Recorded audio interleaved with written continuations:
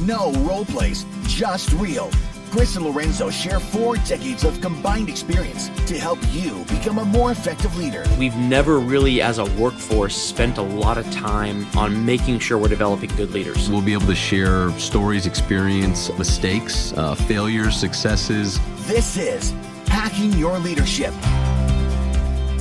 Welcome to Hacking Your Leadership. I'm Chris. And I'm Lorenzo. And Lorenzo, I want to give a little throwback here for just a moment to our second episode of Hacking Your Leadership.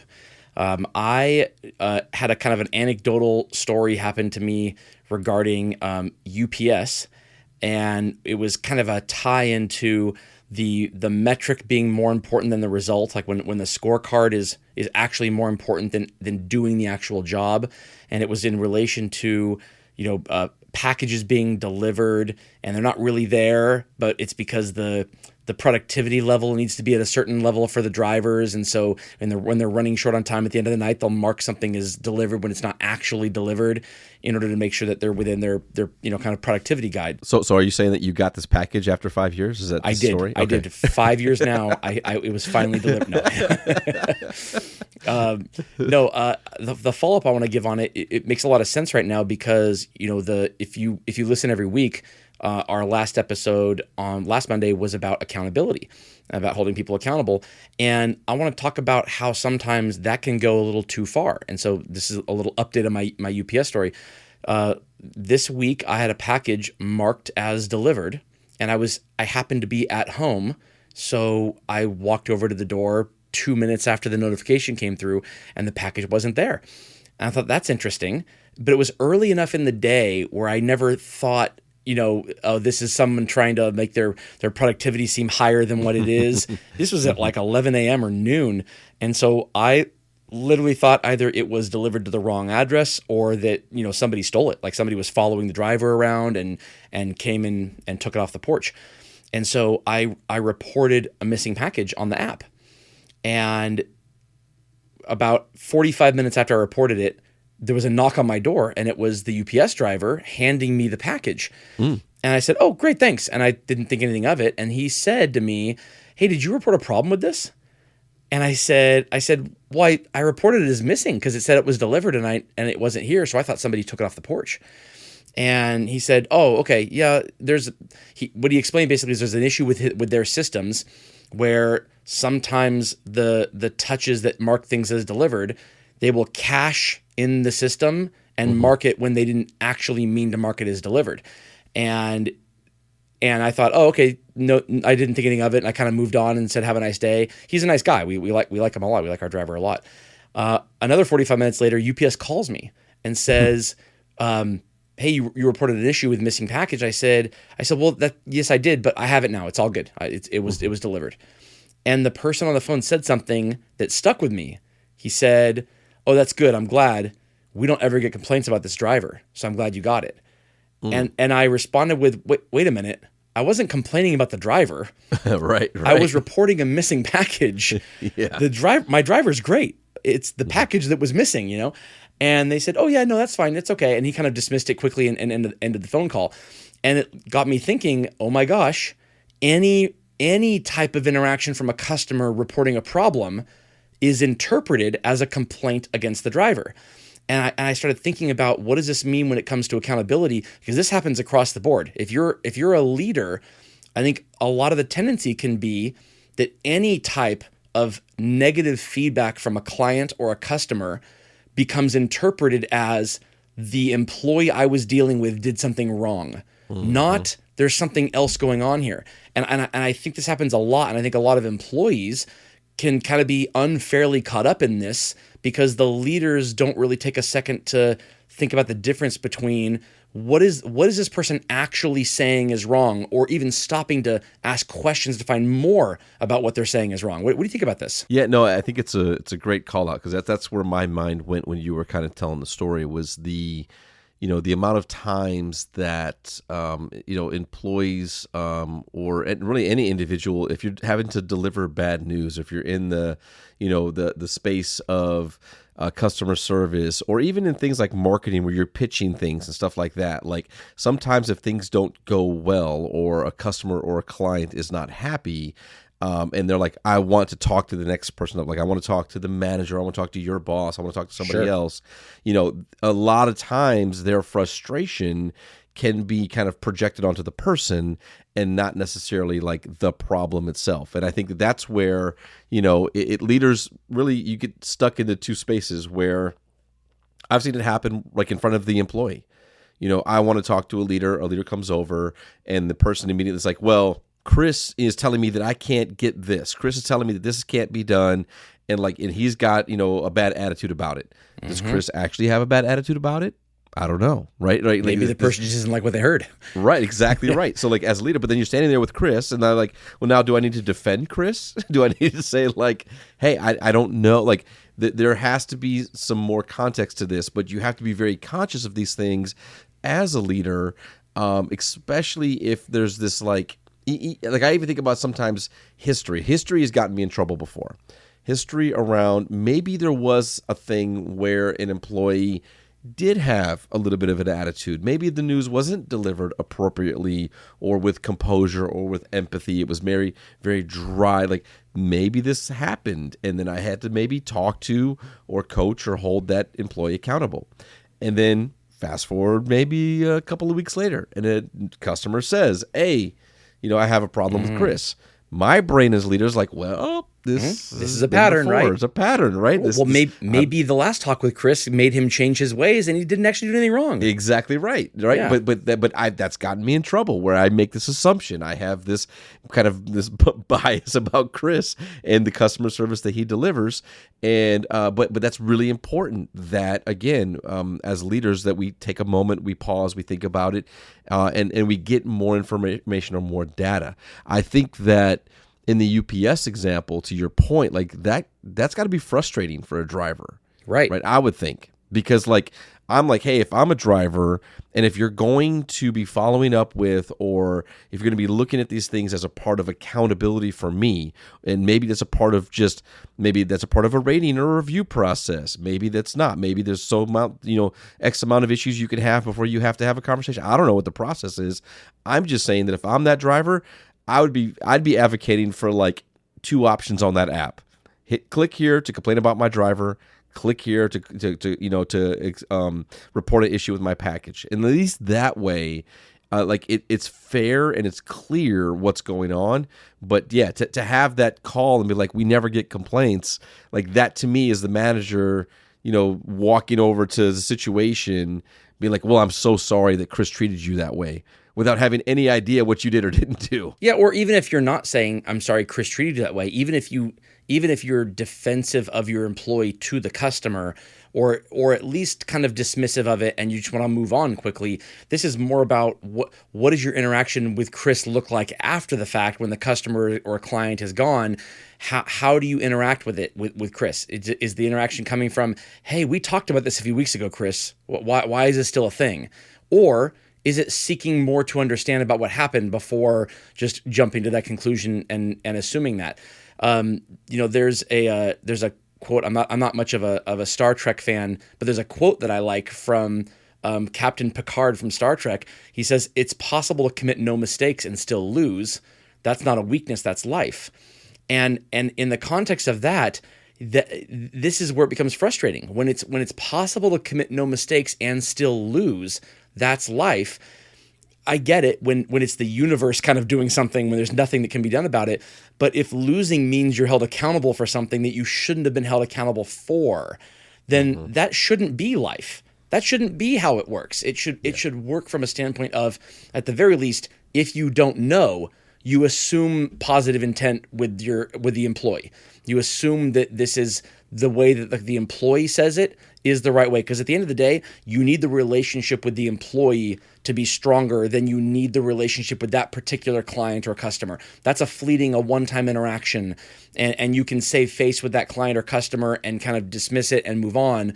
The relationship with the employee is the one that has to be solid. And if that means that sometimes employees get away with things they shouldn't get away with, that is much better than ever being in a situation where an employee feels unfairly held accountable for something they shouldn't have been held accountable. It's the old adage that it's better to let 1,000 guilty people free than to put one innocent person in jail. It's the exact same thing. If you believe that's true, this is the same thing. It is much better to let 1,000 employees get away with doing something that they shouldn't be getting away with than what damage is caused by unfairly accusing an employee of doing something or holding them accountable to something that they really shouldn't be held accountable to. There was a situation where I was, kind of the manager brought into it, and there was a customer that was really upset and frustrated, and was taking out some of this on one of the leaders that we had. And this is, I don't know, man, probably 15, 16 years ago, a really long time ago. And it was a situation where we had done something and messed something up. So we owned it. Like, and that's kind of always been my rule is like, look, if we have made a mistake, we have to fix it, right? And we have to own it, and we have to fix it. And sometimes that means we're gonna be held accountable by our customers, maybe verbally or something like that. Like, Sure. It's gonna happen, and we have to give a little bit more grace, and we have to have a lot more intent and urgency when we make the mistake. And so we had made a mistake, and one of the leaders, she was having a hard time kind of like in that balancing act of admitting the mistake, but also being like, but like, this is the process to fix it. Like, yes, okay. Like, she kind of wanted to move quickly. Yep, you're right. We messed it up, but here's where we need to go next. Like, she was trying to become efficient to get it to where it needed to go. The customer wanted to spend a little bit more time in the, you were wrong and you messed this up, and let me tell you like how this has caused an issue for me type of situation. Right. So that was where the tension was. And walking up to it, my first instinct was like, well, wait a minute, like, did we mess this up? And as soon as the answer was yes, I went to like, okay, customer, let me remove you over here. We're going to get you taken care of. I'm the manager. I will make sure this gets done. I will follow up with you directly. I want to bring down the frustration, but you have my commitment to fixing this. And like, had to quickly bring that customer down and then ask them to kind of move on so I could get it done. The supervisor, she was not really happy with me because she felt that the customer was, kind of frustrating to her and was up and she was kind of taking all of this on. And then here I am to kind of like save the day and say like, we'll take it and we'll go. So she and I had to have a real conversation about it. And she felt that my actions was some type of accountability because it was like, you're basically telling him it's okay to do what he did, and you're also telling him that you're going to take care of it, but you didn't even hear what I had to say or what the situation was, right? So like, that was a percent. And I said, you know what? You are correct. You are 1,000% right. Like I should have done that. I need to learn from that. Hold me accountable, basically, to doing that into the future. Let me now walk you through, though, what I walked up to, what I had to assess quickly, and how I needed to kind of de-escalate the situation. So I share that because I think in these spaces of accountability, there are going to be those times when a leader has to make a quick assumption on something and it's very little data. And sometimes we don't have the luxury of all the story, all the context in the moment, and something needs to happen, you know? And so that's kind of, my situation that it made me think of in regards to like what I had to learn as a leader, but what I also had to realize that sometimes it is a matter of like timeout. Okay, customer's upset. Here's what's going on. This is what they say. Give me a moment, right? Like instead of making a decision right then and there, it may have been exactly the same result at the end of the day, but I could have handled it differently to make sure that not only was there no real accountability for that supervisor, but that she didn't feel accountable as a result of my actions. That's the key part right in there, the feel accountable part, because not all accountability is sit down, sign this, you need to promise not to do it again, or there's going to be further consequences. That's the accountability on paper when you're really trying to have, behavioral modification of an employee who needs to make some changes.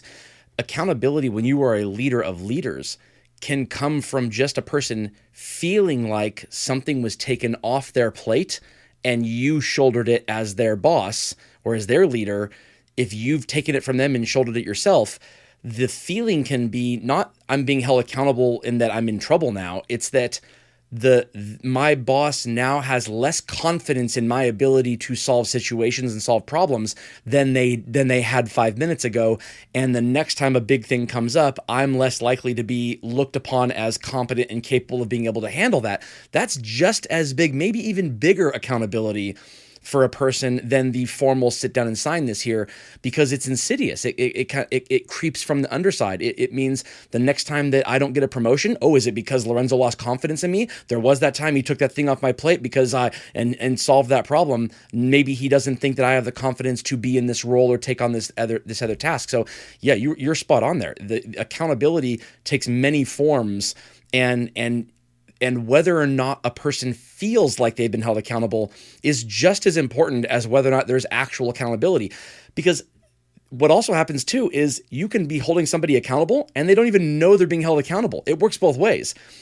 They feel they're being held accountable when you're not actually doing that, or you're trying to hold them accountable and they don't feel accountable. Either is a bad thing. If you are holding somebody accountable, it needs to be very intentional and they need to know it's happening. And if you're not, you also need to be very intentional that your actions are rooted in something else, not in trying to hold them accountable or that you believe they're less capable of doing something. If you're not being very clear with your employees when it comes to those situations, then they're going to fill in those stories in their own heads, and it won't be the story you want them to fill in. It won't be the truth, first of all, but it will undermine the relationship you have with them long term, and they will have less confidence in you as a leader as well. Absolutely. And with that, it brings us to this episode's 1 minute hack. But first, a few words from our sponsors. The 1 minute hack. All right, for this episode's 1 minute hack, here's what I want you to do. I want you to think about the last time that you were unfairly held accountable for something. And if you are of the very, very small minority of people who have been fortunate enough to never have been held accountable for something unfairly, then that's fantastic. I wish I were you. But for the majority of people out there, at some point in time, you were unfairly held accountable for something. Think about how that made you feel, and think about how you rectified it, if possible, or if you didn't rectify it, that it still lingers with you and still kind of stays with you as you go through your day. This is the way that you make your employees feel when you unfairly hold them accountable, and you may not even be realizing you're doing it.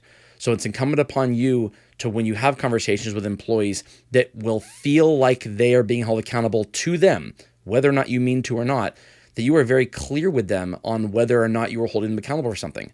If you expect a behavioral change on something, or if this is just a passing conversation. If you've taken something off of their plate to do it yourself, is it because you have changed your mind on the confidence level you have in them, on their ability to do something? Or is there another reason why you're taking it off their plate? And be upfront with them on the whys, because they will have questions about that, and they will want to know why. It will feel like accountability to them. So when you're having these conversations with your employees, it's about transparency and it's about communication and making sure that employees know either, yes, they are being held accountable for something, or no, they're not. Yeah, I think it's a great 1 minute hack. And again, just continual reminders of how do we self-reflect and refine and think about and consider our own experiences and the lessons that we learn from those and how we move those kind of forward. Because again, you're going to run into situations where you're going to have to do your best to teach people through testimony and through experiences. And it's very powerful when you talk about how you felt in certain times, in certain ways where you were led, or in this example, held accountable, in a certain way that made you feel a certain way. Like, these are very powerful for people because I think it helps to create alignment and understanding as you move the relationship forward. Yeah, and just to tie it all back to the UPS situation, if you're a leader, it's really poor leadership to hold somebody accountable based on a metric or a scorecard without any other context whatsoever. If it's just based on the number, that's a really difficult thing to hold somebody accountable for, because you don't know the story that is behind it. Seek to understand what those stories are prior to just assuming that whatever you think this number or this metric or this scorecard means, that is the truth. Because, in my situation, I wasn't complaining about the driver. I was reporting a lost package, but clearly this driver's supervisor interpreted it as that I was complaining about the driver, not based on any words that I said, but based on this assumption that any type of negative feedback from a customer means that it's something against the driver. And that is clearly not the case. It shouldn't be the case. And I think a lot of people are held accountable in jobs across the workforce for something that happened on a metric or a scorecard when it really wasn't anything that the employee should have or could have done anything about. So really keep those things in mind and make sure you fill context in. Don't just go off of what a number says. Absolutely. And with that, it brings us to the end of this episode. This is Hacking Your Leadership. I'm Lorenzo. And I'm Chris. And we'll talk to you all next time.